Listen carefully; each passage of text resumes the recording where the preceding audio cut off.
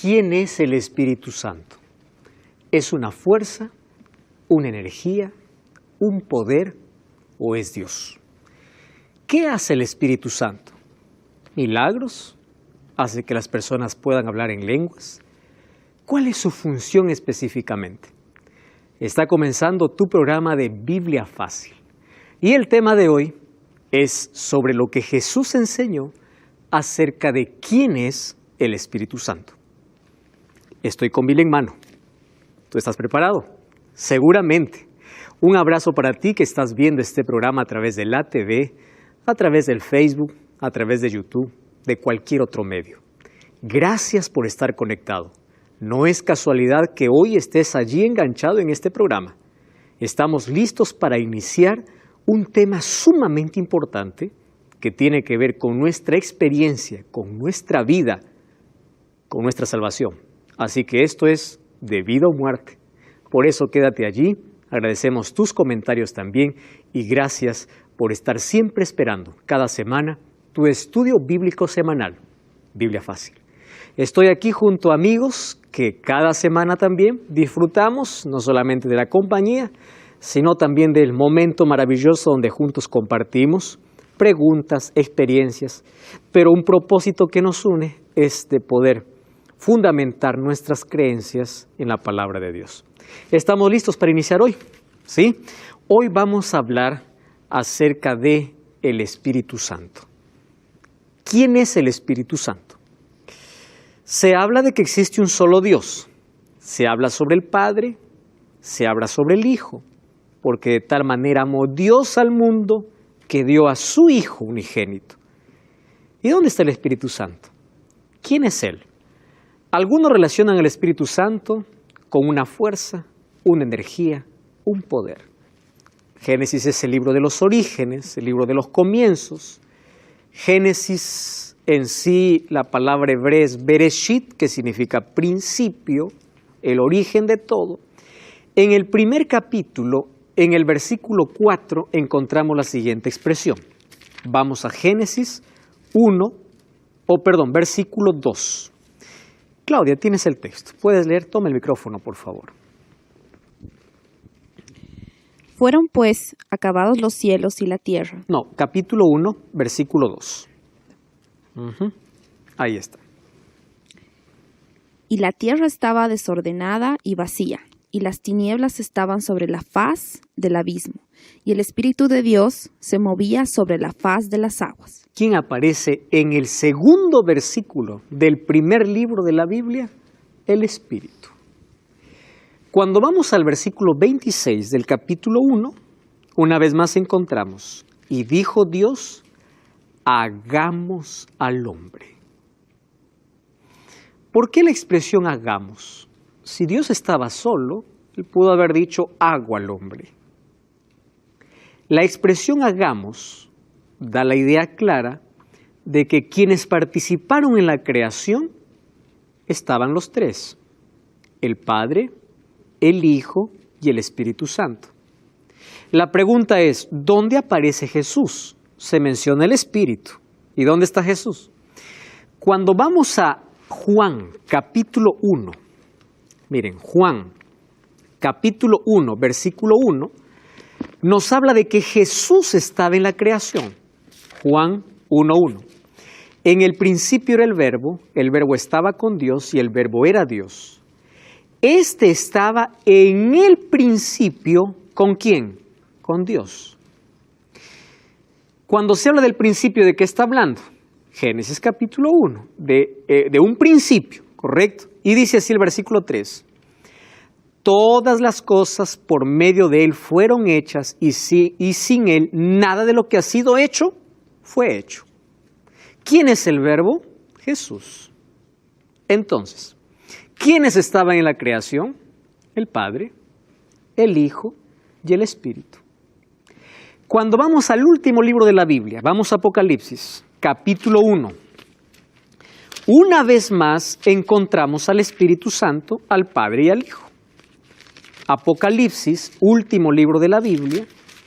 Vamos al capítulo 1.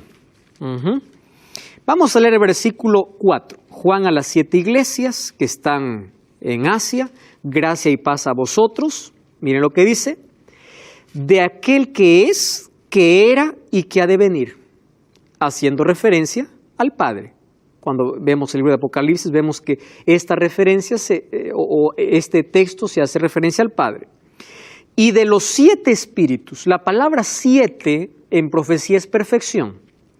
Es decir, del espíritu en su plenitud, está diciendo Juan, haciendo referencia al Espíritu Santo. Versículo 5, y de Jesucristo el testigo fiel. ¿Quiénes aparecen aquí? El Padre, el Hijo y el Espíritu. Vamos al último capítulo de Apocalipsis. Apocalipsis capítulo 22, versículo 17. Dice así, el Espíritu y la esposa dicen ven. Esposa, aquí es el símbolo de la iglesia, del pueblo de Dios. El Espíritu es el Espíritu Santo. El que oye diga ven y el que quiere venga y tome del agua de vida gratuitamente. Entonces, el Espíritu aparece desde Génesis hasta Apocalipsis. ¿Correcto? Aparecen los 3, Padre, Hijo y Espíritu Santo. ¿Quién es? Sí, Wilfrido. Sí, pregunta. ¿El Padre, el Hijo y el Espíritu Santo son 3 personas distintas? Ok. Voy a responder tu pregunta de manera breve. Sí, son 3 personas distintas, mas ahora vamos a conocer un poquito mejor eso. 3 personas distintas que tienen la misma esencia, el mismo poder. Los 3 son eternos, pero son distintas. Ahora vamos a ver, ¿correcto? ¿Quién es el Espíritu Santo? Jesús hizo una promesa para sus discípulos en Juan 14, de paso que esa es la promesa más repetida por el pueblo cristiano, por todo cristiano. Juan 14 dice, no se turbe vuestro corazón, creed en Dios, creed también en mí, en la casa de mi Padre hay muchas moradas, voy a preparar un lugar. Hace la promesa de que Él se va a ir, pero va a regresar. Eso es Juan 14. Sin embargo, el versículo 16 y 17, miren lo que dice Jesús. ¿Quién falta leer aquí? Florencia. ¿Puedes leer, por favor, Juan 14? O ahí tienes el texto bíblico. Toma el micrófono. 16 y 17. 14, 16 y 17. Y yo rogaré al Padre y os dará otro consolador, para que esté con vosotros para siempre. El Espíritu de verdad, al cual el mundo no puede recibir porque no lo ve ni le conoce, pero vosotros le conocéis porque mora con vosotros y estará en vosotros. Muy bien, gracias. Jesús dice, yo me voy, pero el Padre enviará al otro. Cuando dice otro consolador, ¿quién era el primer consolador? Cristo, obviamente. Pero ahora dice, yo me voy, ustedes no van a quedar solos. Mi Padre enviará el otro consolador. La palabra consolador viene o es del griego parakletos. Y parakletos significa el que está al lado de alguien para ayudar. Interesante. Aquel que siempre está al lado, es el consolador. Por eso es otro consolador, aquel que consuela, aquel que te acompaña. Él es el parakletos. Ahora, me interesa la palabra otro. En nuestro español, yo les dije en el primer programa que hay muchas palabras que cuando fueron traducidas del griego para los otros idiomas, perdieron su fuerza y sentido en algunas cosas. ¿Recuerdan ustedes cuando aprendimos a ver la Biblia con otra perspectiva y a poder analizar con profundidad? Para nuestro español, otro es otro. Un jarrón, otro jarrón. Para el griego, para referirse a la palabra otro, hay 2 palabras diferentes. La palabra alos y la palabra héteros. Las dos palabras significan otro, ¿correcto? Para nosotros es traducida otro, pero en el idioma griego es otro, ya sea alos tiene un sentido y heteros tiene otro sentido. Claro que los dos significan otro. pero en sentidos diferentes. ¿Cómo así? Alos significa otro de la misma especie, de la misma esencia. Y heteros significa otro de especie diferente. A ver, voy a tomar un examen aquí. Aquí tengo un vaso y aquí tengo otro vaso. ¿Son de la misma fábrica? Sí. ¿La misma marca? ¿La misma agua? Sí. Correcto. ¿Qué más? ¿El mismo envase? Sí. ¿Qué cosa sería? ¿Alos o heteros? Muy bien. Porque son dos separados, pero tienen la misma esencia. Fabricados en el mismo lugar. Las características son iguales. Muy bien. Sin embargo, si yo digo, a ver, aquí tengo una agenda y aquí tengo, voy a cambiar aquí la ilustración. Aquí tengo un micrófono, ¿correcto? O algo más diferente. Aquí tengo un jarrón y aquí tengo otro jarrón. ¿Qué palabra se utilizaría en griego? ¿Héteros o alos? Héteros. ¿Por qué héteros? Porque los dos sí son jarrones, pero son diferentes. ¿Correcto? Este es color rojo, este es color plata, este es más grande, este es más pequeño, pero los dos son jarrones. Este es un jarrón, este es otro jarrón. ¿Se dan cuenta que en nuestro español otro no tiene mucho significado si se trata de lo mismo o de algo diferente? Pero en griego sí.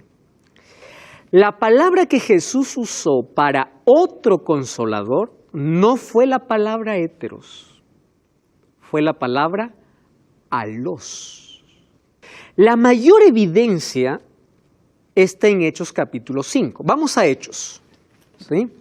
Hechos capítulo 5, versículo 3. Hechos capítulo 5, versículo 3 y versículo 4. Hechos 5, 3 y 4. Dice así. ¿Alguien tiene el texto? Bueno, aquí la encontré. Pedro les dijo, Ananías, ¿por qué llenó Satanás tu corazón para que mintieras al Espíritu Santo y sustrajeras del producto de la venta de la heredad, reteniéndola? ¿No te quedaba a ti y vendida no estaba en tu poder? ¿Por qué pusiste esto en tu corazón? No has mentido a los hombres, sino ¿a quién? A Dios. ¿Y a quién está haciendo referencia Pedro? Al Espíritu Santo. ¿Correcto? Entonces, el Espíritu Santo es Dios. Y allí responde una vez más la pregunta de Wilfrido. Dios, nosotros sabemos que Dios está en tres personas, el Padre, el Hijo y el Espíritu Santo. Mejor, los tres forman un solo Dios. Aquí nuevamente vamos a lidiar con nuestro pensamiento occidental. Para el pensamiento hebreo, la palabra un Dios, habiendo tres personas, no es raro, o para ellos es más comprensible. Por ejemplo, para nosotros uno es uno, de unidad, pero en hebreo no. En hebreo hay dos palabras para uno, echid y ejad. Uno significa uno en unidad, ¿correcto? Por ejemplo, Adán y Eva dice que eran los dos una sola carne. ¿Pero cuántos eran? Dos. Pero cuando Dios los bendijo, ¿en qué se convirtieron? En uno. Una sola carne. ¿Cuántos dioses existen? Padre, Hijo y Espíritu Santo. ¿Qué cosa forman? Un Dios. Nuestra mente puede ser tan pequeña para poder comprender en su plenitud cómo es que los tres, siendo totalmente con personalidades diferentes, tienen un mismo propósito, son eternos y los tres son un Dios. ¿Correcto? Ahora, fíjense, ¿cuáles son los atributos de Dios? Dios es omnisciente, omnipotente, eterno, inmutable, bondadoso, es amor y omnipresente. Cuando vamos a la Biblia, encontramos que el Espíritu Santo tiene los mismos atributos de Dios. Por ejemplo, 1 Corintios 2:10 dice que el Espíritu Santo es omnisciente. ¿Qué significa omnisciente? Todo lo sabe. Romanos 15:19 dice que es omnipotente, hablando del Espíritu Santo. Salmo 139 dice que el Espíritu Santo es omnipresente, que está en todo lugar. Y Mateo 12:31 dice que el Espíritu Santo puede llegar a ser blasfemado. Entonces, al tener los atributos de Dios, Él es Dios. Encontramos en la creación Dios Padre, Dios Hijo, Dios Espíritu Santo. Incluso la palabra para Dios en el hebreo es la palabra Elohim. No sé si ustedes escucharon esa expresión. Y Elohim no significa Dios en sí, significa dioses. Esa terminación im es plural. Ahora, ¿cómo los tres son un solo Dios? Es interesante. Para muchos esto puede ser misterio, pero nosotros lo aceptamos por fe. Padre, Hijo y Espíritu Santo. Los tres son un Dios. Otro asunto. Los tres estuvieron en el bautismo de Jesús. ¿Recuerdan? Dios Padre habló. Dios el Hijo estaba siendo bautizado. Estamos hablando del plan de redención. ¿Y quién descendió en forma de paloma? El Espíritu Santo. No es paloma, tomó la forma de una paloma. Cuando Jesús mandó a predicar y a bautizar, Él dice, bauticen ustedes en el nombre del Padre, del Hijo y del Espíritu Santo. El Espíritu Santo es Dios. ¿Cuándo se cumplió esta promesa? Miren lo que dice Juan 7:39. Esto dijo del Espíritu que habían de recibir los que creyesen en Él, pues aún no había venido el Espíritu Santo, porque Jesús no había sido aún glorificado. ¿Cómo que el Espíritu Santo todavía no había venido? Cuando nosotros vamos al Antiguo Testamento, vamos a ver que el Espíritu Santo ya está actuando. En la creación ya tenemos el Espíritu Santo. Cuando Dios mandó hacer el santuario a Moisés, dice que su Espíritu colocó en 2 hombres. Uno de ellos era Aholiab, el otro era Besaleel. El Espíritu Santo ya está actuando. ¿Por qué Jesús dice que aún no ha venido? Porque Jesús no había sido glorificado. Porque en el Antiguo Testamento nosotros encontramos el Espíritu actuando solamente en situaciones específicas. Pero cuando desciende en el Pentecostés, el Espíritu Santo vino para quedarse como el otro consolador. Wilfrido. Podemos ser, no sé si diría la palabra, manipulado por el Espíritu Santo o por algún otro espíritu, o no existe algún otro espíritu. Ok. Existen espíritus y la Biblia habla de espíritus de demonios. La palabra manipulado me parece que va más con el espíritu demoníaco. Satanás manipula, presiona, tienta al ser humano. Pero el Espíritu Santo tiene una obra específica. Y eso vamos a ver. El Espíritu Santo no manipula. Él solo llama, convence. Pero Él no manipula al ser humano. Pero le puede, o sea, por decirte así, la manipulación ahora a lo mejor estaba mal expresado, le puede dominar, gobernar. Ah, ya, ahora te entendí. Puede tomar posesión de una persona. Ahí está la palabra. Gracias allí por la pregunta, porque ahora vamos a ver eso justamente. ¿Ah? Ahora, el Espíritu Santo, primero dice que es un consolador que me acompaña. Ahora, también dijo a sus discípulos, Él estará con vosotros y en vosotros. Al decir está en, allí viene una confusión. Algunos piensan que el Espíritu es tipo una energía que viene y toma posesión del cuerpo y Él empieza a dominar y hacer cualquier cosa en el ser humano. Hoy vamos a ver claramente la diferencia de cuál es en sí el trabajo del Espíritu Santo. Pero con certeza que el Espíritu Santo, cuando toma posesión de la mente humana o de la persona, lo hace a través de la palabra de Dios y nunca hace un escándalo en la persona. El único que hace escándalo para poder martirizar, golpear o tirar al suelo a una persona, en la Biblia encontramos que es el demonio, no el Espíritu. No el Espíritu Santo, pero sí el espíritu demoníaco. Soleil. Yo quería preguntar si es verdad que el Espíritu Santo se entristece. Sí. ¿Y por qué? Ok, vamos a llegar a ese punto. Entristecemos al Espíritu Santo cada vez que rechazamos su influencia en nuestra vida. Y terminamos un día blasfemando incluso al Espíritu Santo. ¿Qué es blasfemia? Vamos a conocer eso justamente en unos momentos más. Entonces, ¿cuándo el Espíritu Santo tenía que descender? Cuando el Hijo, cuando Jesús tenía que ser glorificado. ¿Y cuándo Jesús fue glorificado? Miren, cuando Jesús murió en la fiesta de la Pascua. Se fue al cielo y volvió, porque estuvo 40 días más con sus discípulos. Pero cuando regresó una vez más al cielo, Jesús da una orden a sus discípulos y dice, no salgan de Jerusalén, quédense en Jerusalén. Y ellos se quedan en una casa, en el aposento alto, como lo llama el libro de Hechos, orando. Solo que después de la Pascua, a 50 días después había otra fiesta. ¿Cuál era la fiesta? La fiesta del Pentecostés. Sí, Pentecostés significa 50 días después de la Pascua. Los discípulos estaban reunidos. Quiere decir, el Espíritu Santo descendió en el Pentecostés porque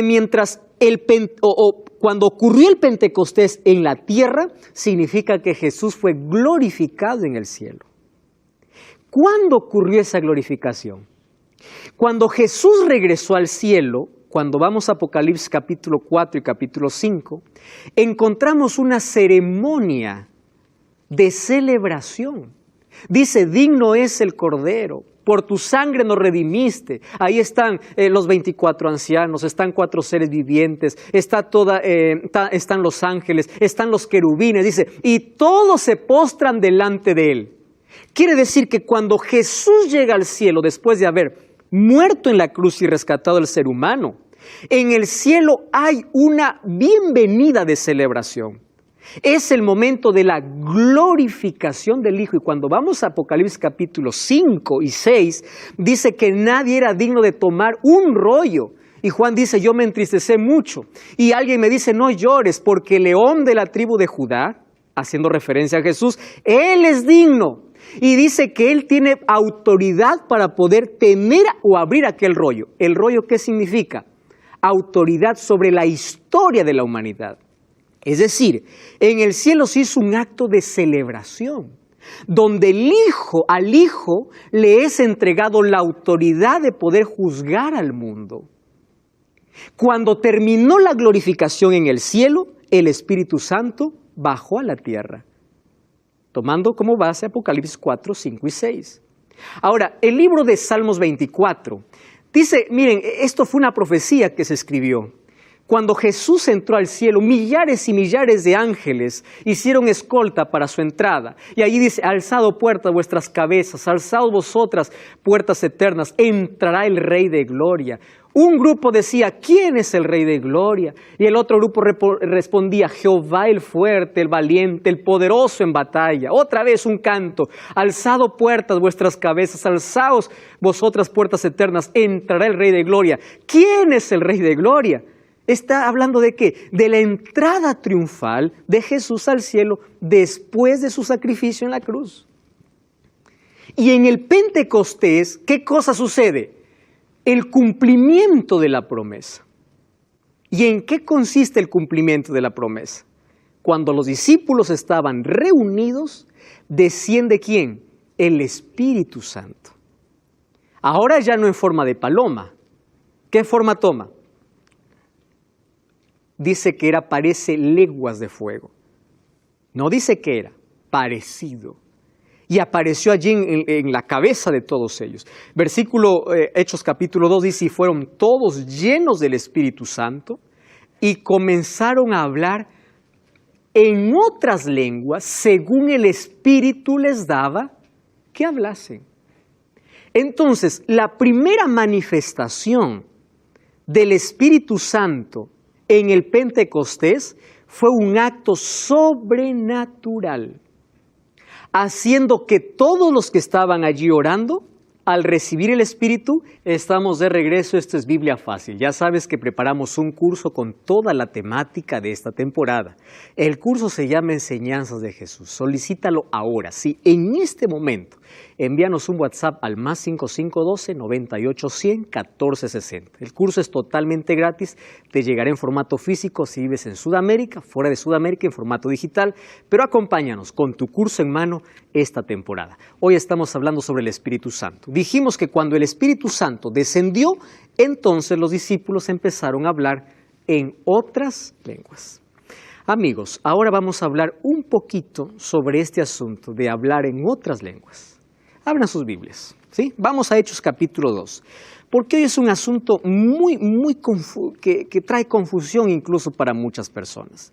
Hay algunos cristianos sinceros que me han preguntado, pastor, yo no tengo el Espíritu, porque yo no puedo hablar otra lengua, tengo culpa, yo nunca soy un cristiano de primera categoría, ya le pedí a Dios hablar lenguas, mas no puedo, veo cómo el otro puede, quiere decir que nunca el Espíritu Santo me va a ungir. Préstame atención, porque este es un asunto que tú probablemente, que eres un cristiano sincero, puede haber traído un poco de confusión a tu vida. Cuando el Espíritu Santo descendió, ellos comenzaron a hablar en otras lenguas.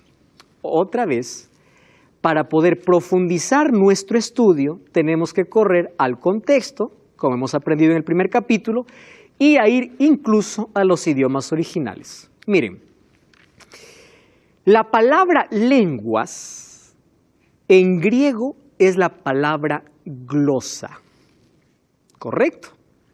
Y la palabra glosa significa idiomas. ¿Está correcto eso? ¿Qué significa, qué cosa es lengua en el griego? Glosa. ¿Qué cosa es glosa? Idiomas. Muy bien, por ahí ya solucionamos gran parte. ¿Cómo leeríamos el texto? Entonces, llenos del Espíritu Santo, comenzaron a hablar en otros idiomas. Otro detalle. Hechos capítulo 2 en ningún momento habla de lengua extraña. No está. Porque hay algunos que dicen, no, ellos hablaban lengua extraña. Le digo, ¿dónde dice lengua extraña? Eso lo va a tocar el apóstol Pablo después. Pero aquí no. Entonces, primero, no aparece la palabra lengua extraña y la palabra lengua en el griego viene de glosa, que significa idioma. Para poder analizar mejor este asunto, vamos al versículo 4. Todos fueron llenos del Espíritu Santo, comenzaron a hablar en otras lenguas según el Espíritu le da. Versículo 6. Al oír este estruendo se juntó la multitud y estaban confusos porque cada uno le oía hablar en su propia lengua. ¿Quiénes estaban allí? Vamos al versículo 8. ¿Cómo pues les oímos hablar en cada uno en nuestra lengua en que hemos nacido o en nuestra lengua materna? Cuando habla de lengua materna, ¿de qué está hablando? De un idioma. ¿Cuál es tu lengua materna? Nuestra lengua es el español. Entonces, ¿qué cosa está diciendo? ¿Cómo le hemos escuchado hablar en nuestra lengua en la que hemos nacido? Y miren, ¿quiénes estaban allí? Partos, medos, elamitas, Mesopotamia, Judea, Capodacia, Ponto, Asia, Frigia, Pánfila, Egipto, África. Es decir, todos ellos tenían diferentes lenguas. ¿Qué cosa significa lenguas? Idiomas. ¿Qué cosa decían ellos? ¿Cómo estos que son judíos o galileos hablan nuestro idioma? ¿Están entendiendo? Yo no estoy colocando ninguna palabra más. ¿Cómo ellos hablaron nuestra lengua materna? Si ellos solamente hablan griego koiné, ¿cómo hablaron mi idioma? Wilfrido. Sí, y ahí vemos otro punto, diría yo, ¿verdad? No hablan en lenguas raras, pero no existe lenguas por extrañas. decirlo yo, ¿verdad? Si usted me va a corregir, si yo estoy lleno del Espíritu Santo, ¿puedo comenzar a hablar en alemán sin saber yo el alemán? Puedes comenzar a hablar en alemán cuando el Espíritu lo quiera, y ¿sabes cuándo lo va a permitir? ¿Por qué el Espíritu Santo le dio don de lenguas? Para que el Evangelio pueda ser predicado a todos los que estaban reunidos. Es decir, el Espíritu Santo concedió ese don por una necesidad. Y la necesidad era que si ellos hablaban en su propio idioma, solo entendían algunos, no todos. Pero cuando tuvieron la capacidad de hablar el idioma de todos, todos comprendieron el mensaje porque escucharon en su propio idioma. Eso es hablar lenguas. Ahora, yo les voy a dar aquí algunos detalles muy importantes, ¿correcto? Por ejemplo, el don de lenguas fue dado para evangelizar. ¿Está bien? No fue dado para poder presumir que tengo el Espíritu. Dice el versículo 6, cada uno escuchaba hablar en su propia lengua. ¿Qué significa lengua? Idioma. Eso es don de lenguas. Ellos decían, ¿cómo oímos hablar en nuestra propia lengua? Ojo, número 2, el don de lenguas no fue un éxtasis emocional descontrolado. Porque hoy se dice que hay algunos que dicen tener el don de lenguas, pero yo no llamo don de lenguas, es un éxtasis descontrolado. ¿Y por qué no fue un éxtasis descontrolado? Porque los discípulos cuando hablaron en lenguas, el mensaje fue comprendido. Y porque el mensaje fue comprendido, 3,000 personas se arrepintieron. Si ellos hubiesen visto a los discípulos allí, echarse al suelo, hacer un show, ¿quién se hubiese arrepentido con eso? ¿Por qué se arrepintieron? Porque comprendieron ¿qué cosa? El mensaje. ¿Correcto? Comprendieron el mensaje. Ellos no hicieron ahí ningún show. Ellos predicaron en sus idiomas. Entonces, hablar en lenguas no es un éxtasis emocional, porque el resultado en Hechos 2:41 dice que 3,000 personas fueron bautizadas. Número 3.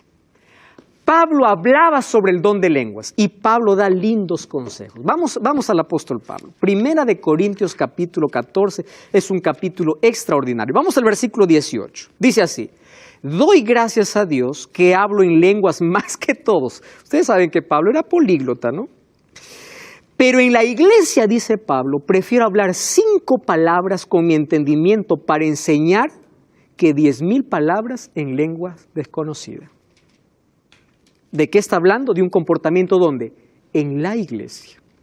Yo puedo hablar cualquier idioma, dice, pero ¿para qué voy a hablar si nadie va a entender? Número 2, vamos al versículo 23. Miren lo que dice el versículo 23. Si toda la iglesia se reúne en un lugar y todos hablan lenguas y entran incrédulos, ¿no dirán que ustedes están locos? El apóstol Pablo está tratando un problema que se está levantando en Corinto, donde desde ahí ya empezaban un laberinto en las iglesias. Y dice, a ver, si hay alguien que habla más lenguas que ustedes, soy yo. Yo sé idiomas, dice. Pero yo prefiero en la iglesia hablar 5 palabras que todos me entiendan a 10,000 palabras que nadie me entiende. Además, dice, si llega un incrédulo y al ver que todos ustedes están hablando diferentes idiomas, ¿no les dirán que ustedes están locos? En otras palabras, el Espíritu Santo no va a dar un don que en lugar de atraer a las personas, pueda alejar a las personas. Ojo, vamos a ver otro asunto importante acerca del don de lenguas. ¿Cuál es el propósito de los dones? Edificar la iglesia y impulsar el cumplimiento de la misión. Es decir, el don de lenguas en el Nuevo Testamento fue dado por una necesidad. Y cuando vamos a Efesios 4, Romanos 12 y 1 Corintios 12, vamos a encontrar que ningún don fue dado para vanagloria espiritual. Si los dones no edifican y no cumplen la misión, no puede ser un don de Dios. porque los dones tienen dos características. Entonces yo pregunto, ¿aquel que dice hablar lengua, pero ni él entiende lo que dice, ¿se edifica él? No. ¿Edifica a otro? No. ¿Cumple con la misión? Entonces no puede ser un don del Espíritu. Otro asunto, el don de lenguas no es un don para todos. Miren, 1 Corintios 12:11, miren, voy a leer así textualmente. 12:11, dice así: pero todas estas cosas las hace uno y el mismo Espíritu, repartiendo a cada uno como Él quiere. ¿Pero de qué está hablando? Versículo 10. A otro le da el don de hacer milagros, de profecía, de discernir espíritus, diversos géneros de lenguas, y a otro de interpretación. ¿Pero qué dice? El Espíritu reparte a cada uno como quiere. A uno le da el don de predicar, el otro de enseñar, el otro de sonreír, el otro de hablar idiomas, el otro le da don de sanidad, etc. Pero a cada uno le entrega diferente. ¿De dónde vino la idea de que todos tienen que tener el mismo don? Eso no es bíblico. Otra cosa, el problema es que algunos no diferencian entre dones entre dones y fruto del Espíritu. Présteme atención aquí. El fruto del Espíritu es la evidencia que tienes el Espíritu en tu vida, no un don. ¿Me están entendiendo? ¿Cuál es la evidencia? El fruto. El don Dios nos da a cada uno diferente. La evidencia de que tengo el Espíritu es el fruto. ¿Cuál es el fruto? Gálatas 5:22. El fruto del Espíritu es amor, gozo, paz, paciencia, benignidad, bondad, fe. Es decir, esa es la evidencia de que tienes el Espíritu. Cuando alguien dice, no, la evidencia es de que yo puedo hablar lenguas, no. El don nunca fue una evidencia. ¿Y saben por qué nunca fue una evidencia, un don? Porque en la Biblia encuentro hombres y mujeres que fueron llenos del Espíritu y nunca hablaron lenguas. Juan nunca habló lenguas. Juan Bautista. Jesús. No me digan que no era lleno del Espíritu. Porque un don no es la evidencia. El fruto sí. Ahí tenemos que hacer la diferencia. Otra cosa. ¿Qué cosa no es un don de lenguas? Aquí coloqué algunas ideas. Por ejemplo, don de lenguas no es un griterío. Vamos a Efesios. Miren, abran sus Biblias. Efesios capítulo 4, versículo 30. Dice así: no entristezcáis al Espíritu Santo de Dios, con el cual fuisteis sellados para el día de la redención. Quítense de vosotros toda amargura, enojo, ira, gritería. Quiere decir que donde está el Espíritu, ¿qué cosa no hay? Ni enojo, ¿qué cosa más? Ni ira, ni gritería. Wilfried. Pregunta. ¿No se está refiriendo ahí a la gritería de violencia? Violencia. Ok, ahora te explico. Cuando habla de gritería, aquí, ¿en qué contexto está hablando el apóstol Pablo? De una nueva vida que se tiene que renovarse en Cristo. Mas ahora voy a contestar esa misma pregunta con el otro texto. ¿Correcto? Y el otro texto es el siguiente. Vamos a 1 Corintios capítulo 14. Volvemos a 1 Corintios capítulo 14. Mira el versículo 33, ahora para ver la coherencia que hay con Efesios. Dice así: Dios no es Dios de confusión, sino Dios de paz. Y el versículo 40 dice: hágase todo decentemente y con orden. ¿Comprendes? ¿En qué contexto está hablando? En el contexto. O sea, la presencia de Dios no puede estar en un lugar de confusión, ni desorden, ni de gritería. Otra cosa, nunca el Espíritu Santo encuentro en la Biblia que puede arrojar a una persona al suelo. En cambio, el libro de Marcos 9:18 dice que el demonio sí puede arrojar a una persona al suelo. Eso no lo digo yo, dice la Biblia. No es una evidencia esa del Espíritu Santo. El Espíritu Santo nunca te hace perder la conciencia. Al contrario, cuando eres bautizado por el Espíritu Santo desarrollas dominio propio, no la pérdida de los sentidos. Otra cosa, el don de lenguas no provoca un pico de emociones ni desorden. ¿Qué cosa dice el apóstol Pablo? Porque Dios es Dios de paz y no de confusión. Y ya les dije que esto no es evidencia porque hay muchos hombres llenos del Espíritu Santo que no hablaron lenguas. Hoy en YouTube encontramos técnicas para hablar en lenguas. Eso podría ser un don. ¿Qué cosa es el don de lengua? Alguien me escribió así: pastor, usted no cree en el don de lenguas, pero la Biblia dice que existe el don de lenguas. Espera un momento, yo sí creo en el don de lenguas. Yo soy un defensor incluso del don de lenguas. Yo creo que el don de lenguas existe, que edifica, yo sí creo. Pero ¿cuál es el criterio bíblico para aquellos que tienen el don de lenguas? No lo digo yo, lo dice la Biblia. Miren, primer criterio.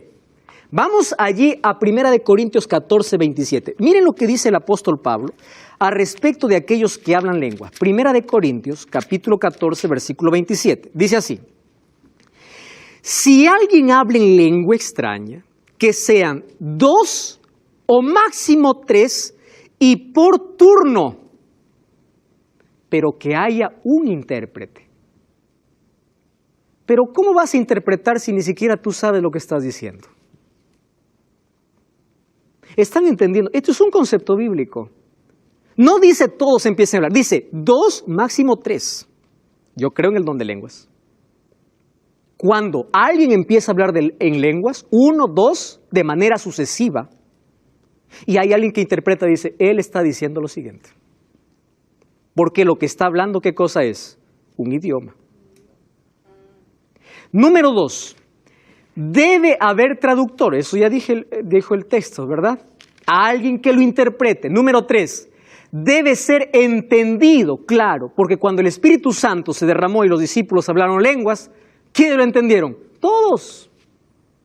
Lo comprendieron. Número 4, debe cumplir el papel de edificar a la iglesia, porque si no edifica, ¿para qué el Espíritu Santo va a colocar un don así?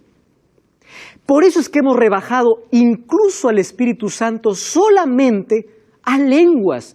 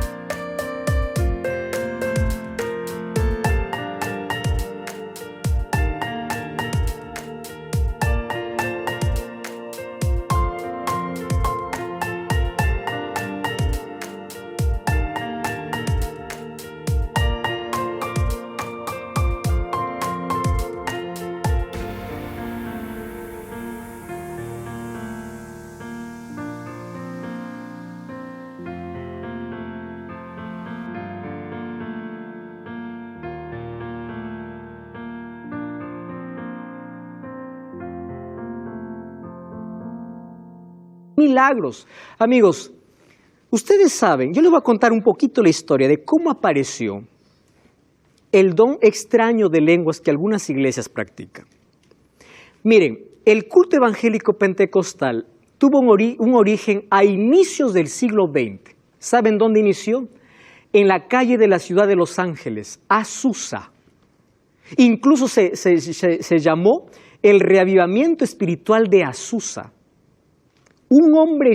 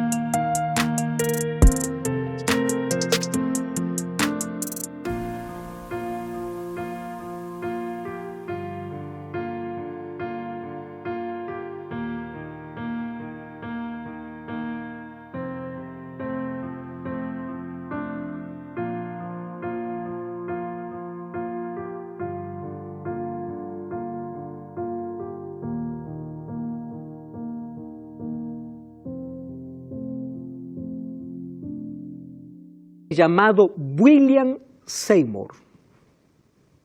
¿Qué cosa hizo él? Los creyentes afirmaban ser movidos por el Espíritu que les permitía hablar en lenguas desconocidas y obrar curaciones similares